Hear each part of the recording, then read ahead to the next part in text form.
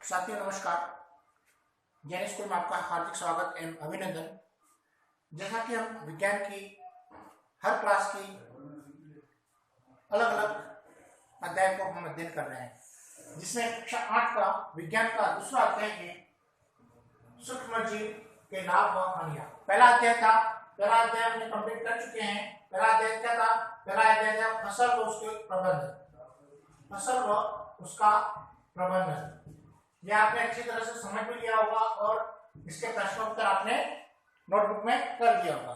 अब इसका जो दूसरा अध्याय है सूक्ष्म जीव के लाभ व हानियां क्या है। सूक्ष्म जीव, पहले तो ये क्या है, सूक्ष्म जीव क्या है, ये सूक्ष्म जीव क्या है इसके बारे में पहले देख लो। सूक्ष्म जीव को पहले पहचाना किसने? हमें सूक्ष्म जीव उसे कहते हैं जो प्रकृति में हमारी आंखों से, नग्न आंखों से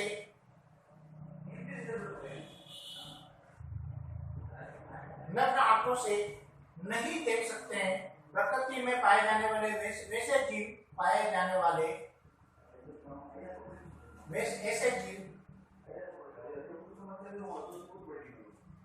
जो हमारी नग्न आंखों से नहीं देख सकते हैं,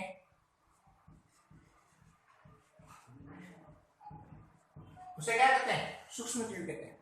प्रकृति में पाए जाने वाले जो हमारी नंगी आंखों से नहीं देख सकते उसको सूक्ष्म जीव कहते हैं। सूक्ष्म जीव बहुत सारे होते हैं जो हालांकि देख भी सकते हैं, नहीं भी देख सकते, लेकिन जो सूक्ष्म जीव होते हैं वो प्रकृति में पाए जाने वाले ऐसे जीव होते हैं जो नग्न आंखों से नहीं देख सकते हैं, जिसको विस्तार से उसकी शारीरिक संरचना देखने के लिए हमें एक यंत्र का उपयोग करते हैं जिसको बोलते हैं सूक्ष्मदर्शी यंत्र। नाम से याद देख रहे हैं, सूक्ष्मदर्शी यंत्र का उपयोग करते हैं। किसका उपयोग करते हैं? सूक्ष्मदर्शी यंत्र का उपयोग करते हैं। ये इस प्रकार का होता है, ये देखो यहाँ पे ये इस तरह का ये लेंस होते हैं यहाँ पे।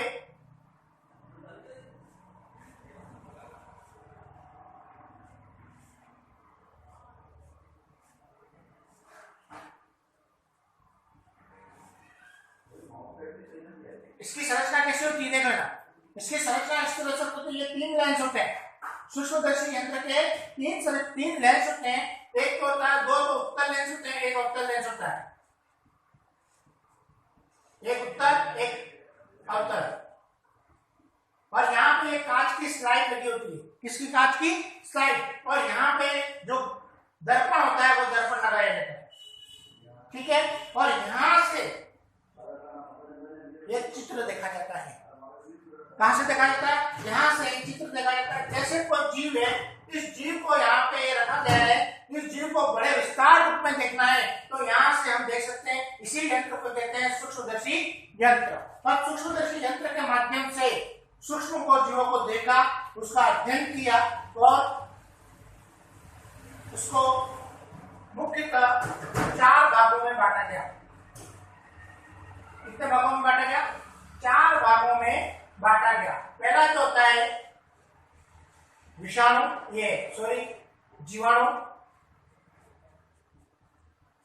जीवाणु होते हैं। दूसरा जो होता है वो कवक, तीसरा होता है शैवाल, चौथा होता है प्रोटोजोआ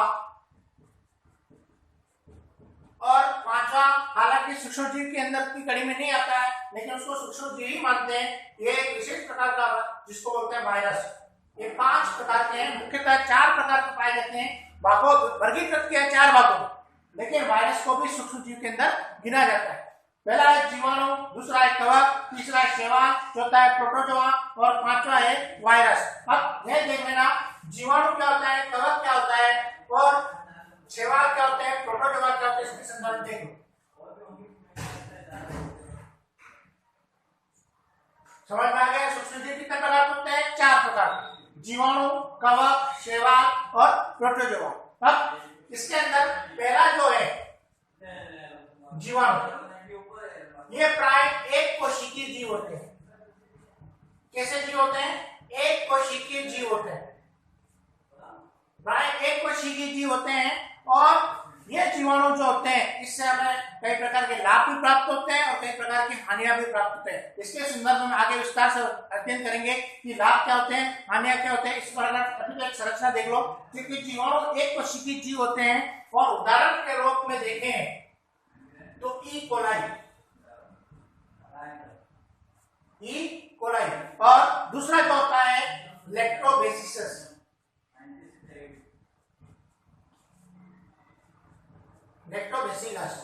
लैक्टोबैसिलस का तो आप जानते हैं उपयोग। लैक्टोबैसिलस का उपयोग होता है दूध से दही बनने के अंदर इस जीवाणु का उपयोग करते हैं। दही के अंदर इस जीवाणु के अंदर ये जीवाणु पाया जाता है। अगर दूध में अगर ये जीवाणु आ जाता है तो दही बन जाता है। आगे समझ में, जीवाणु क्या है, एक कोशिकीय जीव होते हैं। उदाहरण के अंदर एक ई कोलाई, लैक्टोबैसिलस। उदाहरण ये कहां पाया जाता है, लैक्टोबैसिलस दही के अंदर पाया जाता है। कहां पे पाया जाता है, दही के अंदर पाया जाता है। दूसरा है कवक। यह भी एक तरह का एक कोशिकीय जीव है। एक कोशिकीय या बहुकोशिकीय जीव होते हैं। एक कोशिकीय या बहुकोशिकीय जीव होते हैं। ये भी क्या होते हैं, आपने देखा होगा कि बारिश के समय इस प्रकार की छतरी आपको कहीं कहीं दिख जाती होगी। छोटी छोटी छतरियां होती है जिसको सांप की छतरी भी कहते हैं, कुत्ते की छतरी। हमारे यहाँ पे अपने यहाँ पे बोलते हैं कुत्ते की छतरी। किसकी बोलते हैं, कुत्ते की छतरी। वैसे आमतौर पर उसको बोलते हैं सांप की छतरी। वो सांप इस तरह से सोचता है कि इस छतरी के नीचे आ जाऊंगा तो मैं बारिश से नहीं भीगूंगा, इसलिए इसको बोलते हैं सांप की छतरी। या छोटा कुत्ता होता है वो ये सोचता है कि मैं छतरी के नीचे आ जाऊंगा तो वो भीगेगा नहीं, इसलिए इसको बोलते हैं कुत्ते की छतरी। क्या बोलते हैं, कुत्ते की छतरी या सांप की छतरी। और आम भाषा में, साइंस की भाषा में इसको बोलते हैं मशरूम। क्या बोलते हैं, मशरूम बोलते हैं। और फफूंद, आप जानते हैं इसका दूसरा नाम फफूंद भी है। आपने देखा होगा कि रोटी को, एक ये रोटी है आपकी मम्मी ने बनाई है, 4 दिन तक आपने इसको खाया ही नहीं, खुले में रख दिया है, तो क्या होगा, ये रोटी क्या हो जाएगी, इसके ऊपर फफूंद आ जाएगी। यही कहलाता है कवक।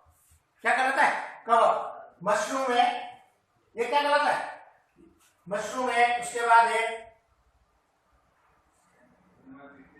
यीस्ट। ये क्या है, एक तरह का ब्रेड जिसको बनाया जाता है। ब्रेड के अंदर इसका उपयोग किया जाता है। किसके अंदर, ब्रेड बनाने में इसका उपयोग किया जाता है। एक प्रकार का कवक है। क्या है, कवक है। और समझ में आ गया, दो प्रकार के हमने पढ़े भी। जीवाणु एक कोशिकीय जीव होते हैं। उदाहरण ई कोली लैक्टोबैसिलस। कवक क्या होता है, एक कोशिकीय या बहुकोशिकीय जीव होते हैं जैसे मशरूम, यीस्ट। अब तीसरा जो होता है वह शैवाल। तीसरा क्या होता है, शैवाल। अब शैवाल के अंदर क्या होता है, शैवाल जो होता है वो आप नंगी आंखों से भी देख सकते हो। शैवाल के अंदर क्या होता है, ये होते हैं एक कोशिकीय और बहुकोशिकीय दोनों होते हैं।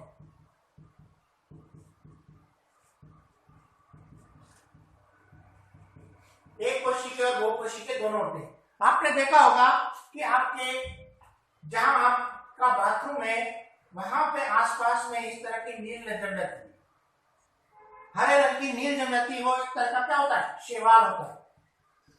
क्या होता है, उस शैवाल का नाम होता है क्लेमाइडोमोनास। क्लेमाइडोमोनास। और दूसरा होता है स्पाइरोगोइरा। समझ में आया। आपने कभी देखा होगा बाथरूम या जहां पे भी अभी नमी अवस्था में पाए जाते हैं वहां पे हरे रंग के नील जम जाती है, उसी को बोलते हैं शैवाल। क्या बोलते हैं, शैवाल। और ये एक कोशिकीय या बहुकोशिकीय होते हैं। शैवाल जो होते हैं वो, उसका उदाहरण है क्लेमाइडोमोनास व स्पाइरोगोइरा। और चौथा जो होता है वो है प्रोटोजोआ।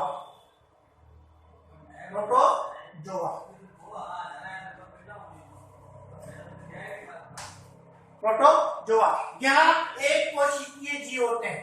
यह एक कोशिकीय जीव होते हैं।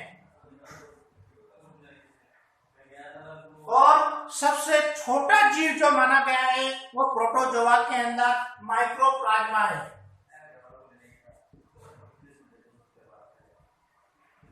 जिसको पीपीपीएल कहते हैं।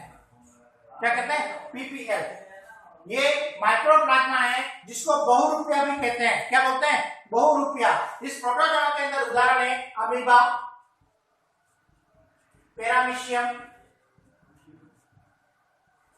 ये इसके उदाहरण है। प्रोटोजोआ जो होते हैं वो यह एक कोशिकीय जीव होते हैं। अमीबा, पैरामीशियम, ये इसका उदाहरण है। अब जो नहीं गिना जाता वह भी सूक्ष्म जीव के अंदर गिना गया है, क्योंकि इसको एक तरह का ये विचित्र प्राणी है, एक तरह का विचित्र प्राणी है जिसको बोलते हैं विषाणु, जिसके कारण आप वर्तमान में कोरोना 19 विषाणु के कारण हम अपने रेगुलर क्लासेस अटेंड नहीं कर पा रहे हैं, स्कूल नहीं जा पा रहे हैं, इसी विषाणु के कारण। इसको विचित्र प्राणी क्यों कहा जाता है? क्योंकि यह निर्जीव अवस्था में भी पाया जाता है और सजीव के अवस्था में पाया जाता है। निर्जीव के अंदर भी पाया जाता है और सजीव के अंदर भी पाया जाता है, इसलिए इसको बोलते हैं विचित्र प्राणी। क्यों? देख लो, यह मान लो आमतौर पर यह पाया जाता है निर्जीव के अंदर, ठीक है, लेकिन जैसे वह सजीव के अंदर प्रवेश करता है तो वह उसके अंदर जीव आ जाता है, इसलिए इसको बोलते हैं सजीव व निर्जीव के बीच की इकाई। सजीव व निर्जीव के बीच की इकाई बोलते हैं इसको वायरस को बोलते हैं। जैसे कोविड-19 एक तरह का वायरस है, कोविड-19 एक तरह का वायरस है, उसी प्रकार से एचआईवी भी एक प्रकार का वायरस है, टीएमपीएमवी ये भी एक तरह का वायरस है। ये होता है तंबाकू के अंदर टोमेटो मोजेक वायरस, इसका नाम है टोमेटो मोजेक वायरस, और इसका जो होता है इम्यूनो डेफिशिएंसी वायरस, ये होता है जिसके कारण एड्स बीमारी होती है, मानव के अंदर एड्स की बीमारी होती है, और इसको तंबाकू के अंदर एक तरह का फफूंद बन जाती है, ये विषाणु के कारण होता है। ये तंबाकू को नुकसान पहुंचाता है, ये मानव के प्रतिजैविक तंत्र को नुकसान कराता है, एचआईवी। आगे समझ में। अब ये कैसे फैलते हैं, सूक्ष्मजीव कैसे फैलते हैं, इसके बारे में चर्चा कर रहे थे कि सूक्ष्मजीव कहाँ पाए जाते हैं। अब सूक्ष्मजीव जो होते हैं वह वायुमंडल के अंदर सभी जगह पाए जाते हैं, सभी जगह, सर्वत्र। कहाँ पाए जाते हैं? सर्वत्र पाए जाते हैं। सर्वत्र, ठीक है, सर्वत्र पाए जाते हैं, क्योंकि पानी में भी ये पाए जाते हैं, पानी से हम भी बीमार हो सकते हैं, हवा में भी पाए जा सकते हैं, जड़ों में भी पाए जा सकते हैं, मिट्टी में भी पाए जा सकते हैं, इसलिए इसको बोलते हैं सूक्ष्मजीव। कहाँ पाए जाते हैं? सर्वत्र पाए जाते हैं, इसलिए ये कहाँ पाए जाते हैं? सूक्ष्मजीव सर्वत्र। आज हमने पढ़ा, क्या पढ़ा? सूक्ष्मजीव कितने प्रकार के होते हैं, सूक्ष्मजीव क्या होते हैं? मुख्यतः 4 प्रकार के होते हैं। कितने प्रकार के? 4 प्रकार के। कौन कौन से? शैवाल, कवक, प्रोटोजोआ और कौन सा रह गया? जीवाणु। और 5वां जो है विषाणु, उसको हम अलग से गिनते हैं, उसको सूक्ष्मजीव की दृष्टि से देखा जाता है, लेकिन वो विचित्र प्राणी है, क्योंकि वह आमतौर पर पाया जाता है निर्जीव की अवस्था में, और जीवित अवस्था में जब वो सजीव के संपर्क में आता है तो सजीव के संपर्क में सजीव हो जाता है। आगे समझ में। आज जो हमने पढ़ा उसके संदर्भ में आपको 2 क्वेश्चन दे रहा हूं कि सूक्ष्मजीव कहां पाए जाते हैं।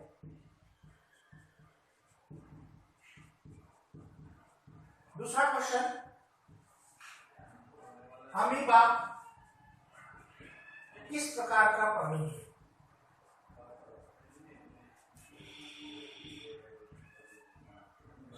और तीसरा, सांप की छतरी किसे कहते हैं? सांप की छतरी किसे कहते हैं? ये आपको तीनों क्वेश्चन नोटबुक में करने हैं। Thank you.